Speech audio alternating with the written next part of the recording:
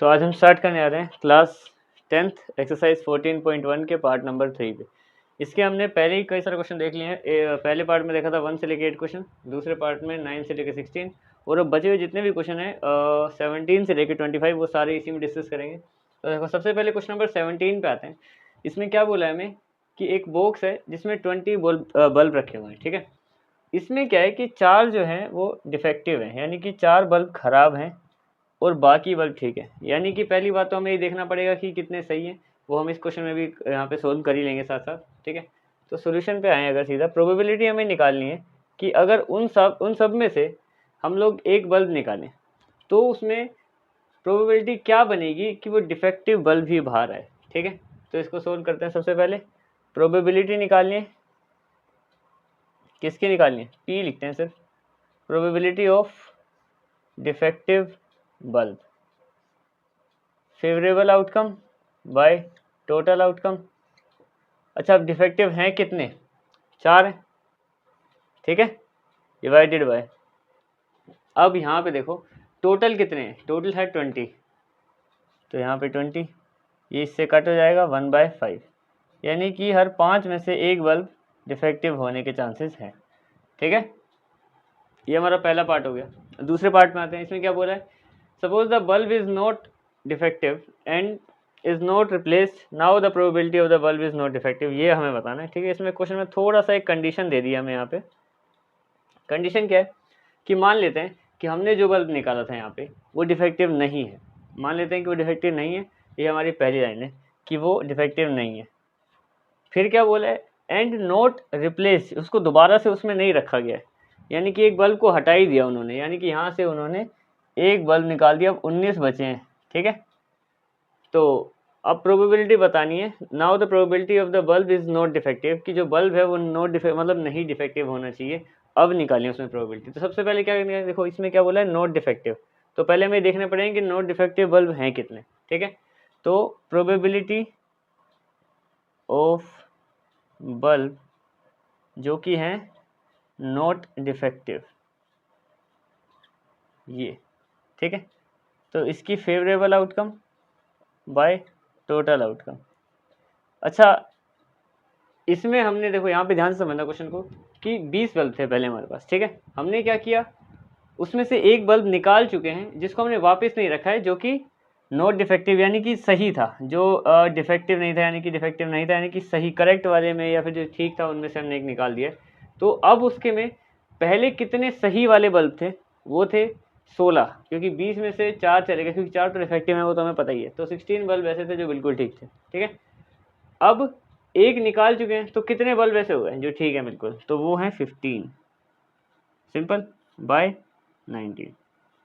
इसको तो हम यहाँ पे भी कहीं माइनस करके देख लेते, 19 - 4 = 15, क्योंकि 19 ही बचे हैं, 4 उसमें से माइनस करने डिफेक्टिव वाले, तो सही वाले कितने हैं उस एक के जाने के बाद, तो 15 बचे हैं। तो 15/19, ये इससे कट नहीं होगा क्योंकि दोनों किसी सेम टेबल में आते नहीं, ठीक है।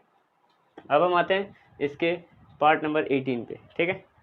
18 में क्या बोला है कि देखो एक बैग है या कोई भी चीज़ है, उसमें डिस्क रखी हुई है, डिस्क जो सीडीज़ वगैरह आती थी ना पहले, तो उन सीडीज़ में इस टाइप की सीडीज होती थी, उनमें नंबर लिखे हुए हैं 1 2 ऐसे ऐसे कर करके 90 तक हैं सारी सीडीज।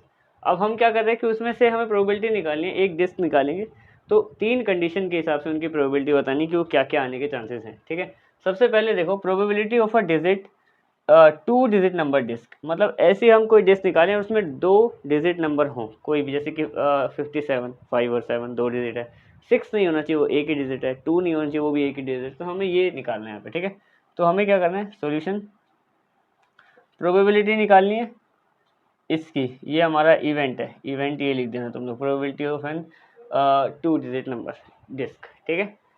तो इसकी अगर हम फेवरेबल आउटकम देखें डिवाइडेड बाय टोटल आउटकम, अच्छा फेवरेबल वो है कितनी, 2 डिजिट वाली हैं कितनी, देखो सबसे पहली बात तो 10 से ऊपर जितनी भी है वो सारी 2 डिजिट की हैं, और साथ में जो 10 है वो भी 2 डिजिट का है, यानी कि कुल मिला के देखा जाए तो सिर्फ 1 2 3 4 5 6 7 8 9, ये जो 9 है ना यही सिंगल डिजिट वाली है, इसके बाद वाली सारी डबल डिजिट है, यानी कि एक यहाँ से 80 वहाँ से, तो टोटल हो गई हमारी डबल डिजिट वाली 81 और वैसे टोटल कितनी है 90 डिस्क है, तो इसको इससे कट करेंगे तो आ जाएगा 9/10, यानी कि हर 10 में से 9 बार ऐसा चांस बनेगा कि वो एक डबल डिजिट की ही हो। ठीक है, अगले पे आते हैं, इसी को देखते हैं।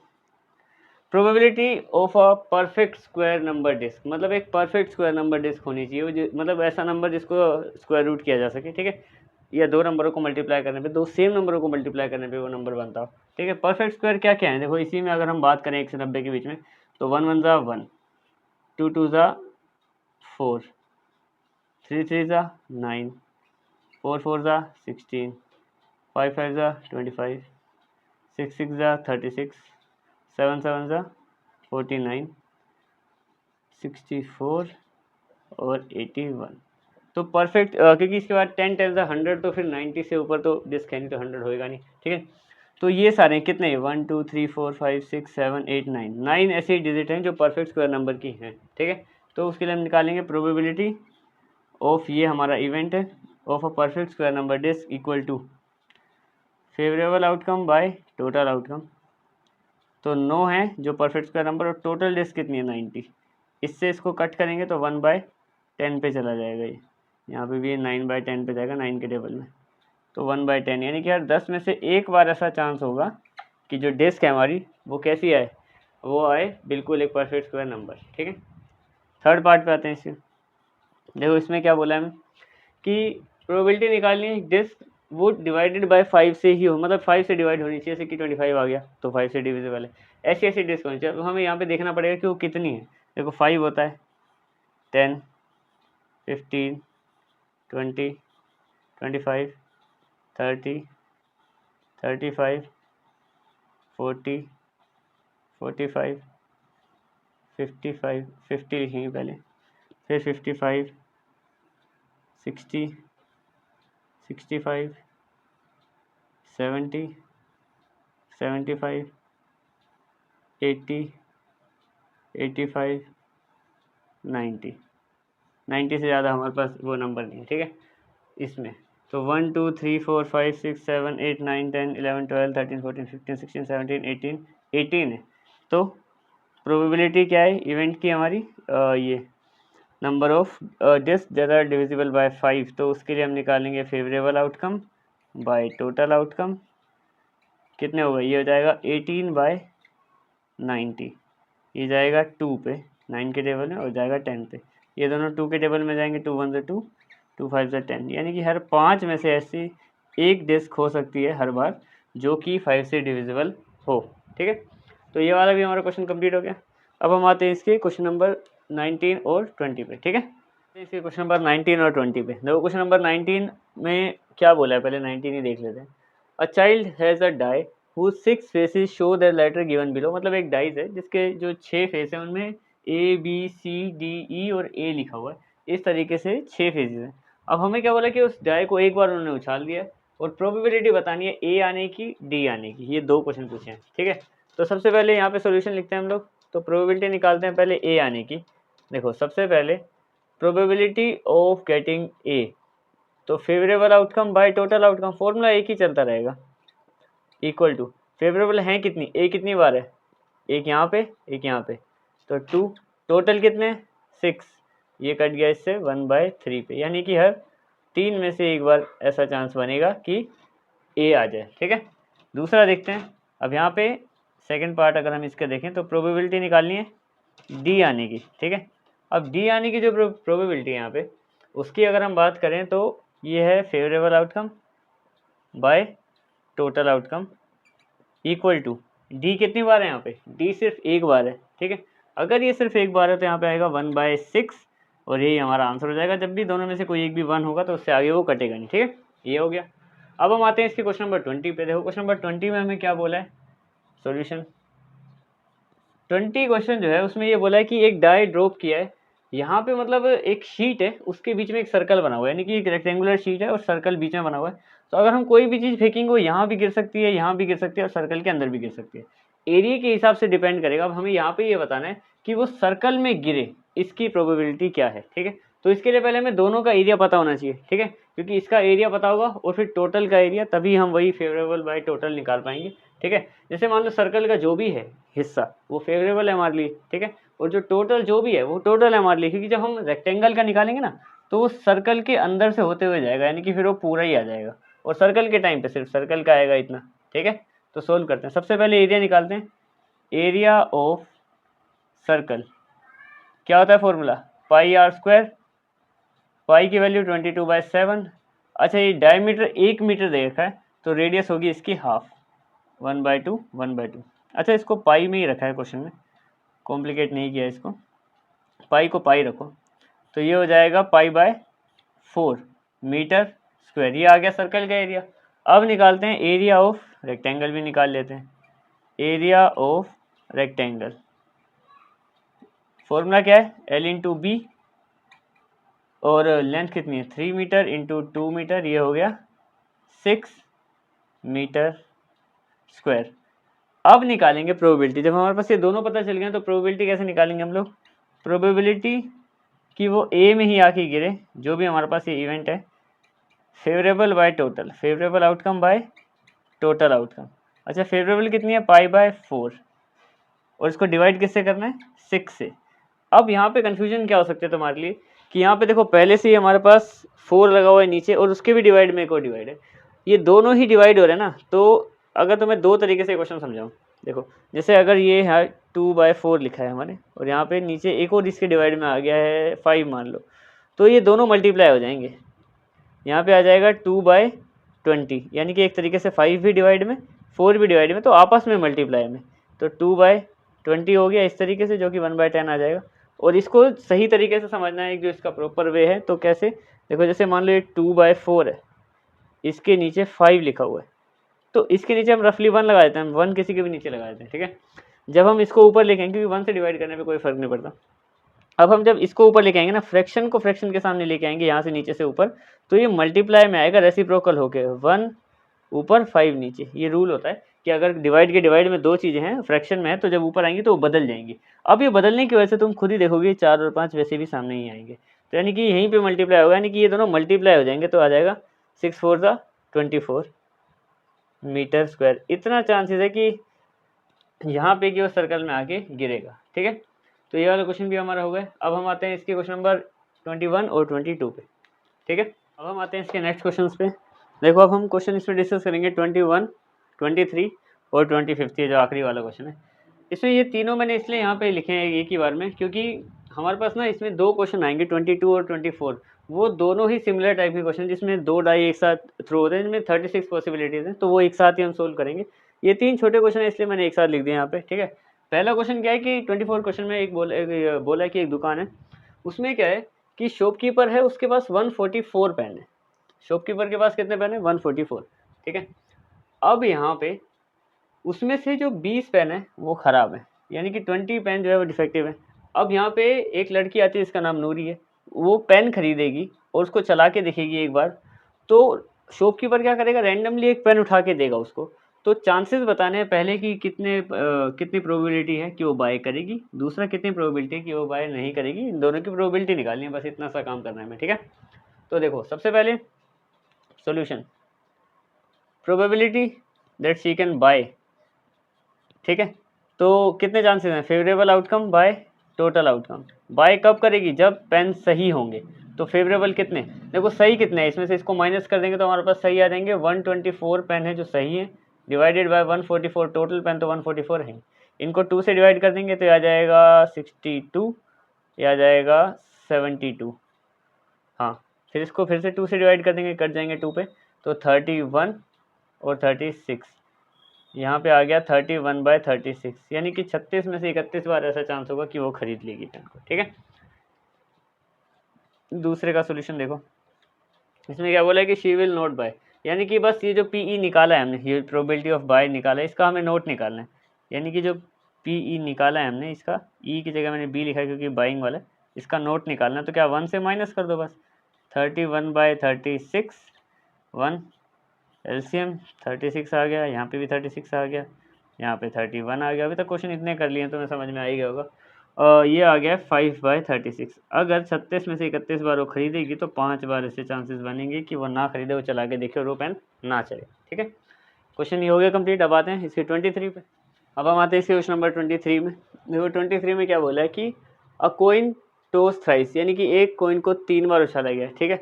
तो इसमें हमें यहाँ पे ये बताना है कि जो हनीफ है उसके विनिंग नहीं, यहाँ पे लूजिंग आएगा, उसके हारने के कितने चांसेस हैं, यहाँ पे उसके हारने के चांसेस बताने।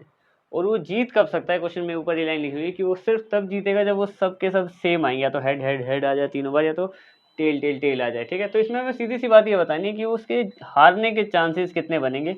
तो सबसे पहले हमें ये देखना है कि क्या क्या आ सकता है। अगर हमें कभी भी यहाँ पे एक ऐसे 3 बार उछाला है किसी भी कॉइन को, तो हेड हेड हेड आ सकता है, टेल टेल टेल आ सकता है, टेल हेड टेल आ सकता है, और टेल टेल हेड आ सकता है, या फिर टेल नहीं, हेड टेल टेल आ सकता है, हेड टेल टेल आ सकता है। उसके अलावा भी 2 चांसेस और बनेंगे, 2 नहीं 3 और बन जाएंगे अभी तो। Head head tail, head tail head, और टेल हेड हेड। हाँ, ये 8 चांसेस बनेंगे कि क्या क्या किस तरीके से आ सकता है उसमें, ठीक है। अगर एक कोइन को हम 3 बार उछाल रहे हैं तो, ठीक है। तो अब इसमें प्रोबेबिलिटी बतानी है उसके हारने की ना, लूजिंग प्रोबेबिलिटी। तो देखो इनमें से favourable outcome by total outcome, इनमें से ये देखो कि कितनी बार हनीफ हार रहा है। इसमें हार रहा है, नहीं इसमें नहीं हार रहा, इन दोनों में तो वो जीत रहा है। हार रहा है, इसमें हार रहा है, इसमें भी हार रहा है, सेम आना चाहिए, यानी कि 6 बार वो हार रहा है, और टोटल है 8। तो ये आ गया हमारे पास 3/4 आंसर, यानी कि हर 4 में से 3 बार वो हार सकता है। क्योंकि वैसे भी बहुत चांसेस कम है, क्योंकि ये काफ़ी बार सेम तो नहीं आते, क्योंकि ये वाले चांसेस आने वैसे भी ज़्यादा हैं, ठीक है। तो उसके हारने के चांसेस ज़्यादा हैं, 4 में से 3 बार तो वो हारेगा ही हारेगा, अगर ये सीक्वेंस के हिसाब से चला तो, ठीक है। अब हम बात करते हैं क्वेश्चन नंबर 25 की। आर्गुमेंट बताना कि बस वो सही है या गलत है, ये हमें बताना है इन दोनों को पढ़ के, ठीक है। तो पहला क्या बोला है, 2 coins are toss, 2 coin toss करें इकट्ठे, देन द आउटकम्स आर, या तो 2 हेड आएंगे, या तो 2 टेल आएंगे, या तो फिर 1 ऑफ ईच आएगा। तो then the probability of any case क्या 1/3 आएगी। मतलब ये है कि अगर 2 कॉइन को हम एक साथ उछालते हैं, तो अगर उनमें केसेस क्या बन सकते हैं, या तो आ गया टेल टेल, 2 ही कॉइन है, या तो आ गया हेड हेड, या तो आ गया टेल हेड। पर हेड टेल भी तो आ सकता है, हेड पहले आ जाए टेल बाद में आ जाए। तो यहाँ पे ये वाली हो जाएगी हमारी इनकरेक्ट। इनकरेक्ट इसलिए क्योंकि 4 कंडीशन बनेगी। आ रही बात समझे, 1/3 कैसे कर सकते हैं जब यहाँ पे नंबर 4 है। तो प्रोबेबिलिटी में हम यहाँ पे टोटल लिखते हैं, 8 था तो मैंने नीचे 8 लिखे सारे नंबर। तो यहाँ पे जब वो चीज़ें 4 हैं तो यहाँ पे 3 नहीं आ सकता नीचे, ठीक है। ये हो गया। अब हम बात करते हैं इसके अगले की। तो a die thrown then the probability of getting an odd number. एक डाइस में कितने नंबर होते हैं, 1 2 3 4 5 6, 6 नंबर होते हैं। इनमें से ओड नंबर कितने हैं, 1 3 5, यानी कि 3/6 प्रोबेबिलिटी, 6 में से 3 बार कटने के बाद कितनी आएगी, 1/2। तो क्या यही है, हाँ सही है। तो ये वाली करेक्ट हो गई स्टेटमेंट, ठीक है। ये आर्ग्यूमेंट हमारा ये करेक्ट है। अब हम आते हैं इसके क्वेश्चन नंबर 22 और 24। वो दोनों एक ही टाइप के क्वेश्चन है, सेम सेम है। वो 2 डाइस थ्रोन एक साथ, जिसमें 36 पॉसिबिलिटीज है उनके बारे में, ठीक है। और वो आखिरी भी होंगे, ठीक है, उन पे आते हैं इसके आखिरी 2 क्वेश्चन पे। बाकी हमने मिक्सअप करके पहले ही कर लिए क्वेश्चन। देखो क्वेश्चन नंबर 22 और 24 रह गए, दोनों एक ही टाइप के क्वेश्चन है। इसमें ये टेबल इंपॉर्टेंट है, इस क्वेश्चन में भी और इस क्वेश्चन में भी, ठीक है। क्वेश्चन नंबर 22 पहले करते हैं।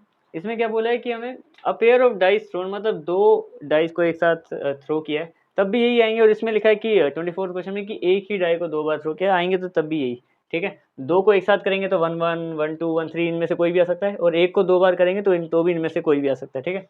तो पहले क्वेश्चन में इसके सारे पार्ट सोल्व करने जो गिवन है उनके अलावा। देखो यहाँ पे क्या बोला है हमें, इसमें बोला सम ऑफ 2 डाइस, 2 डाइस का सम कितना होना चाहिए। 2 कितनी बार आ सकता है, सिर्फ 36 में से 1 बार, इस चांस में 2 आएगा, 1 और 1 आएगा तो ही 2 बनेंगे, सम करेंगे इनको तो 1 और 1 2। उसके अलावा सारे नंबर बड़े ही बनेंगे। और 12 आने के चांस भी 1/36, क्योंकि एक ही बार है सीधा देखें तो यहाँ पे 6 और 6 आएगा तभी हो सकता है, ठीक है। अब देखते हैं कितने चांसेस बनेंगे, प्रोबेबिलिटी निकालते हैं पहले, एक एक करके सारी निकालेंगे। तो प्रोबेबिलिटी निकालते हैं पहले 3 कि सम कितना आया हमारा 3। तो किस किस से आएगा, ये और ये 3 लेके आएंगे दोनों, 2 1 और 1 2, इन दोनों का सम 3 आता है।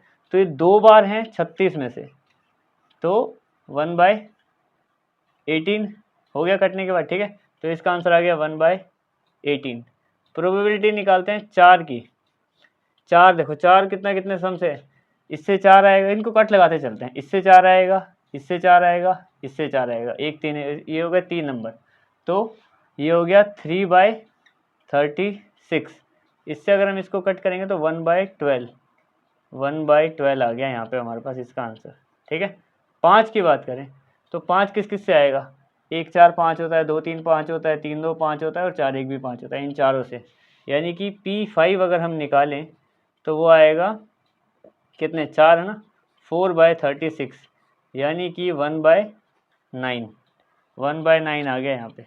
6 की बात करें तो इससे इससे इससे इससे और इससे 1 2 3 4 5, यानी कि जो 6 आने की संभावना है वो है 5/36, और ये कटेगा नहीं, सेम टेबल में नहीं आते, तो 5/36 से लिख देंगे यहाँ पे। ठीक है, P7 की बात करें कि 7 का सम किस किस पे आएगा, 7 बनाएगा, ये भी 7, 4 3 7, 4 3 7, 5 2 7 और 6 1 भी 7, यानी 1 2 3 4 5 6, ये आ गया यहाँ पे हमारे पास 6/36, ये कट जाएगा सेम टेबल में 1/6 पे, यानी कि यहाँ पे 6 में से एक बार चांस आएगा कि उनका सम 7 हो। 8 दे रखा है, 9 पे आते हैं, P9 जिनका सम 9 आए। 9 किन किन का सम आता है, देखो 8 ये हो गया है, तो मैं इसे ऐसे ही कट लगा देता हूँ रफली कि 8 का बता रखा है। 9 की बात करें तो ये 9 बनाएगा, ये 9 बनाएगा, 5 4 3 9, ये 1 2 3 4 4, यानी कि 4/36, ये आ जाएगा फिर से 1/9 हमारे पास, ये आ गया 1/9। अब बात करते हैं P10 की, कि जिनका सम करे और 10 आ जाए, 6 4 10, 5 5 10, 4 6 10, 3 है, तो 3/36, यानी कि 1/12, ये आ गया 1/12। अब बात करें P11, जिनका सम करने के बाद दोनों प्रोबेबिलिटी ऑफ 11 है कि, तो वो हैं ये दोनों, यही हो गया 6/6, ये 2, यानी कि 2/36, तो ये कटेंगे इससे 1/18 पे। तो ये वाला क्वेश्चन इस तरीके से कंप्लीट हो गया हमारा। ठीक है, एक तरीके से देखा जाए तो एक रिवर्स टेबल है ये, 36 18 12 9, 36 5/36 और 1/6 बीच वाला नंबर, फिर 5/36 1/9 12 18 और 36, फिर ये कंप्लीट हो गया। ठीक है, अब आते हैं इसके बिल्कुल आखिरी क्वेश्चन पे, और ये एक्सरसाइज का भी आखिरी क्वेश्चन है, चैप्टर का भी और बुक का भी, क्योंकि ये आखिरी चैप्टर भी है तुम्हारा इस बुक का। ठीक है, इसमें क्या बोला है, यही टेबल को यूज़ करते हुए कि कितनी बार चांसेस है प्रोबेबिलिटी की 5 विल नॉट कम, कि 5 आए ही ना, प्रोबेबिलिटी ऑफ नॉट गेटिंग 5, कि 5 एक भी बार ना आए। ठीक है, तो नॉट 5 लिख देता हूँ मैं यहाँ पे, नॉट 5, कि 5 नहीं आना चाहिए, तो इसकी फेवरेबल बाय टोटल लिख दो, कोई ज़्यादा बड़ी बात नहीं है। तो देखो फेवरेबल कितनी होगी, कि 5 किस में है ही नहीं, 5 किस में, देखो यहाँ पे 5 है, 1 2 3 4 5 6 7 8 9 10 11, इसी लाइन में 5 है सिर्फ, उसके अलावा इन लाइन के अलावा कहीं पे 5 नहीं है, तो हमारे पास 5 नहीं होना चाहिए, नहीं होना चाहिए तो कितने, ये 11, 36 में से 11 माइनस अगर हम करेंगे यहाँ पे तो ये बचेगा 25, ऐसे प्लेसेस है जहाँ पे 5 नहीं है, तो 25/36, ये सेम टेबल में नहीं आते, तो इसका आंसर ये हो जाएगा कि 5 एक भी बार ना है, तो ऐसे कितने चांसेस हैं, 25 है 36 में से, और विल नॉट कम, चाहे इसको मैं 1 - P कर दूँ, चाहे मैं ये दोनों इसी तरीके से कर दूँ, यहाँ पे क्या लिखा है, एटलीस्ट वंस, कि एक आध बार भी आ जाए तो भी चल जाएगा, तो इनमें एक ही बार डबल है, बाकी सब में तो है ही, तो यहाँ पे 5 आने का, यानी कि एक आध बार आ जाए तो भी काम चल रहा है, तो इसका भी फेवरेबल बाय टोटल कर दो, favourable outcome by total outcome equal to, अब देखो यहाँ पे 5 कितनी बार आ रहा है, वो हमने देखा था 11 बार आ रहा है, तो 11 बार आ रहा है 36 में से, ये भी सेम टेबल में नहीं आते, तो ये नहीं कटेगा, और ये इसका आंसर आ जाएगा। तो ये क्वेश्चन कंप्लीट हो गया, दोनों क्वेश्चन आपस में मिलते जुलते भी थे। ठीक है, तो ये तुम्हारा पूरा का पूरा चैप्टर भी कंप्लीट हो गया, तो मिलते हैं किसी और चैप्टर में, दैट्स इट।